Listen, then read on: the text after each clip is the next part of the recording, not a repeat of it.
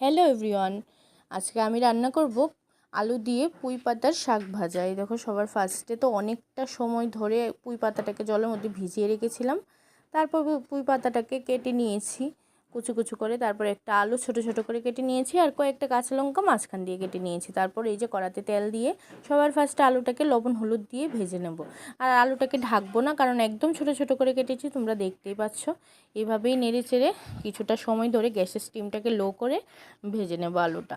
তারপর আলুটা ভাজা হয়ে গেলে ওই তেলটার মধ্যেই শাকটা রান্না করবো। আর তোমরা কারা এইভাবে পুঁই পাতার শাক খেয়েছো আমাকে অবশ্যই কমেন্ট করে জানাবে। আর যারা খাওনি তারা অবশ্যই একবার বাড়িতে ট্রাই করবে, আশা করছি ভীষণ ভালো লাগবে। এই দেখো, আমার আলুটা ভাজা হয়ে গেছে, একদমই ঢাকিনি, একদম স্টিমটা কম করে নেড়ে চেড়ে ভেজে নিয়েছি। তারপর ওই তেলের মধ্যেই শুকনো লঙ্কা দিয়ে দিয়েছি ফোড়নে। এখন শুকনো লঙ্কাটাকে ভাজা ভাজা করে নিয়ে তারপরে এই যে কাঁচা লঙ্কাটা যে মাঝখান দিয়ে কেটে রেখেছিলাম সেটা দিয়ে দিচ্ছি। এই যে দেখো, কাঁচা লঙ্কা শুকনো লঙ্কা দুইটাই একসাথে ভাজা ভাজা করে এখন শাকটা দিয়ে দিচ্ছি। তারপর শাকটাকে নেড়ে চেড়ে এটার মধ্যে লবণ হলুদ দিয়ে ভালো করে নেড়ে চেড়ে কিছুক্ষণ ঢেকে দেব, শাকটা একটু সেদ্ধ হওয়ার জন্য। তারপর দেখো, এই যে হলুদ লবণ দিয়ে দিয়েছি, দিয়ে ভালো করে নাড়াচাড়া করছি, এখন কিছুক্ষণ ঢেকে দেব।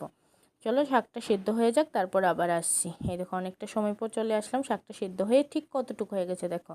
এই পর্যায়ে আমি আলুটা অ্যাড করে দিচ্ছি। এখন শাকটাকে আলুটার সাথে ভালো করে মিক্সড করে নেব নেড়ে চেড়ে হাতার সাহায্যে, দেখো।